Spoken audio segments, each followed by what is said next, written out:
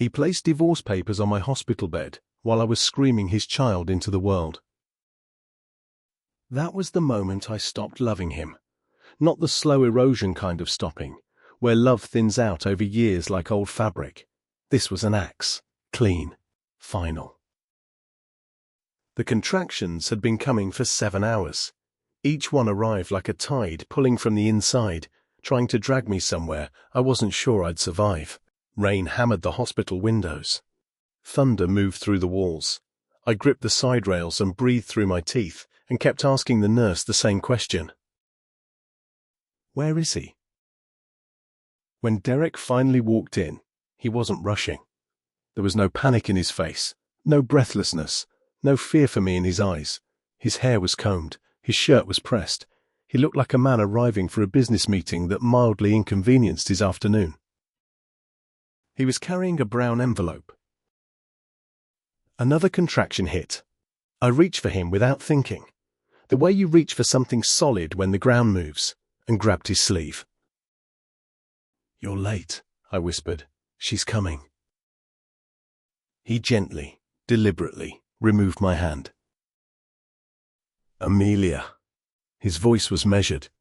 "We need to talk." For one absurd second, I thought he meant the parking, the hospital smell, something manageable. Then he set the envelope on the rolling table beside my bed and slid out the papers. I stared at them. The words blurred. Another wave of pain crested, and I folded forward, gasping, and a nurse rushed in, thinking something had gone wrong with the baby. She wasn't entirely wrong. "You're joking," I said when I could breathe again. His jaw tightened. "I've been unhappy for a long time." "And you chose now?" He looked past me, toward the window. "There's never a good time." A sound came out of me that wasn't quite a laugh. "Derek, there are definitely better times." The nurse adjusted my monitor and looked at him the way you look at something you'd like removed from the room. "Sir," she said, voice flat, "maybe step outside." "I just need her to sign," he replied.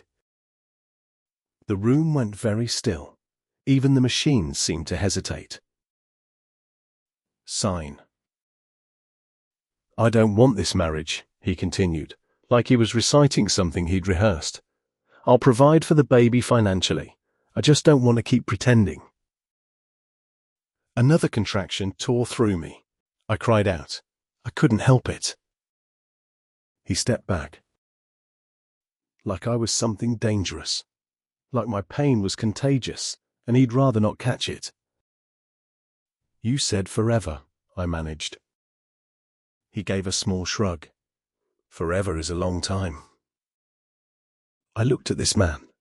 This same man who used to press his lips to my temple on bad mornings and call me his safe place. Who once joked that he married me because I was too smart to argue with and too beautiful to ignore. Who whispered love to me in the dark like he meant it. Now he couldn't hold my hand. "Most men faint in the delivery room," I said quietly, between breaths. "Mine files paperwork." The nurse turned away. I think she was hiding a smile. Derek did not smile. Then everything happened fast. The monitor shrieked. The doctor came running. Voices layered over each other. Prep for emergency, heart rate dropping, we need to move. And they were already wheeling me out before I understood what was happening. I reached for Derek without meaning to. Old instinct. Muscle memory of a marriage. He hesitated. Just for a moment, just long enough. The OR doors swung shut between us. Under the white lights, I felt my body go distant, like something I was borrowing. They were talking above me in urgent, focused tones. Cold moved through my arm. Before the anesthesia pulled me under, I thought of one thing only. Please, let her be okay. I woke in recovery to silence and emptiness. my stomach, my arms, both hollow. "Where is she?" My voice came out wrong. Scraped. The nurse leaned close. "Your daughter is in the NICU. She came early, but she's fighting." I cried without sound, just tears sliding sideways into my hair. "My husband?" A pause. "He left for a while. He came back when he heard the baby was premature." "Of course he did. Not for me. For the pull of guilt, which is a different thing entirely from love." What I didn't know yet, the hospital's security cameras had captured everything. Him walking in with the envelope, the papers on the table, me gripping the rails through a contraction while he asked for my signature. A nurse filed a report, not because I asked, but because she was furious on my behalf. Fate, it turns out, keeps excellent records. Luna. Her name came to me before I even saw her. I whispered it against the NICU glass like a prayer, like breath, like a promise. She was so small. Wires and warmth and the softest possible fight. Derek stood behind me. I heard him breathe in sharply when he saw her. "She's tiny," he said. "She's strong." He stepped closer to the incubator. For the first time since the papers, his hands were shaking. I noticed because I was watching for it. I was cataloguing everything now. "Is she going to be okay?" he asked a nurse. "She's a fighter," the nurse said. "She needs calm, stability, support." The word support dropped between us like a stone. Derek rubbed his face. "I didn't think." "No," I said softly. "You didn't." 2 days later, he tried to explain himself. "I panicked," he said. "Work, money, everything happening so fast."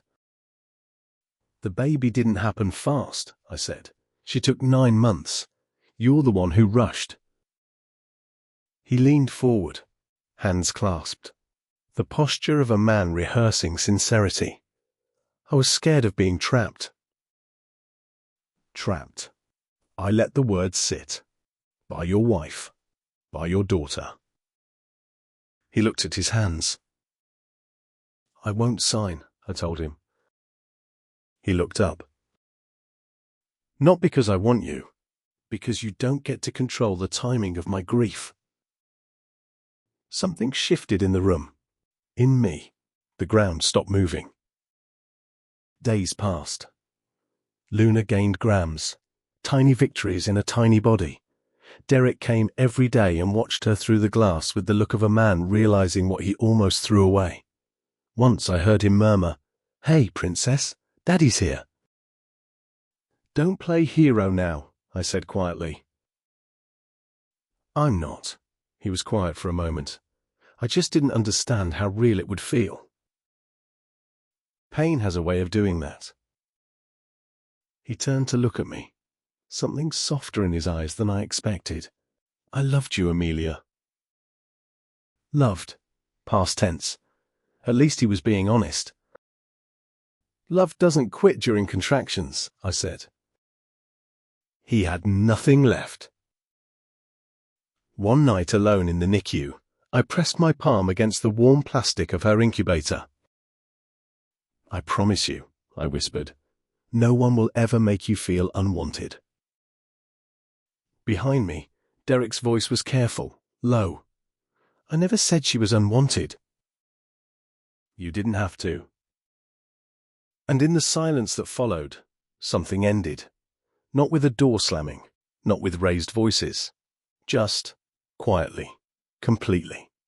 The way a flame goes out when there's no air left. 3 weeks later, Luna came home. I sorted through old mail that afternoon and found a letter I'd set aside before the birth. My grandmother had died months earlier. I'd known that. I hadn't known about the property, the savings, enough to rebuild, enough to breathe. I sat down with Luna warm against my chest.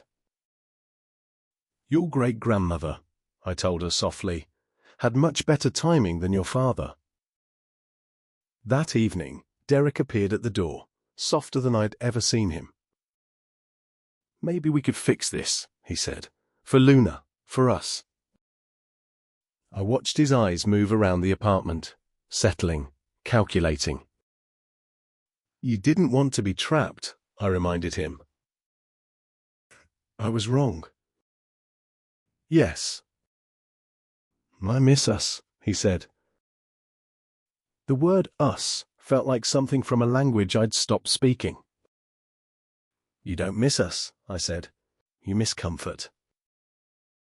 Then, almost casually, I inherited my grandmother's estate.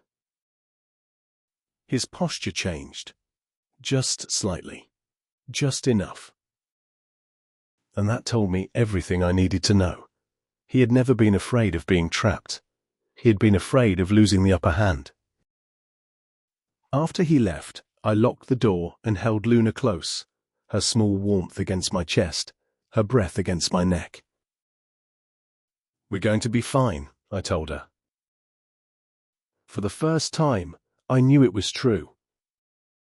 The courtroom was quiet. Derek's lawyer used words like reconciliation and temporary emotional distress. My lawyer said very little. Then the footage played. The judge watched in silence. The envelope, the papers. My body folding through a contraction. Derek stepping back. You chose that moment? The judge asked him. Derek swallowed. I wasn't thinking clearly. No, the judge said.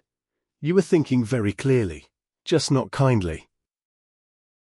When it was my turn, I stood slowly, one hand resting on the table. I don't want revenge, I said. I want stability. My daughter deserves a father who doesn't disappear when things get hard. The ruling came 2 weeks later. Primary custody, mine. Supervised visitation. His reputation on the public record, preserved forever in a brown envelope and a hospital security camera. 6 months later, Luna laughed for the first time. It was pure and sudden and lit up the whole room. We had moved into my grandmother's house. Light came through the windows differently there. The air felt easier. Peace had taken up residence in the quiet corners. Derek visited every other weekend. He was polite. He was careful. Whatever had once been between us was simply gone, not buried, gone. One evening, as he handed her back, he said quietly, I ruined everything. I looked at him steadily. No, I said. You revealed everything. There's a difference. Later, with Luna asleep in my arms, I sat by the window while the sky turned gold. I thought about that hospital room, the rain, the thunder, the papers on the rolling table. He thought he was ending something. He was. But not what he imagined. The day he handed me those papers was not the day my life broke. It was the day I woke up. And I have never gone back to sleep.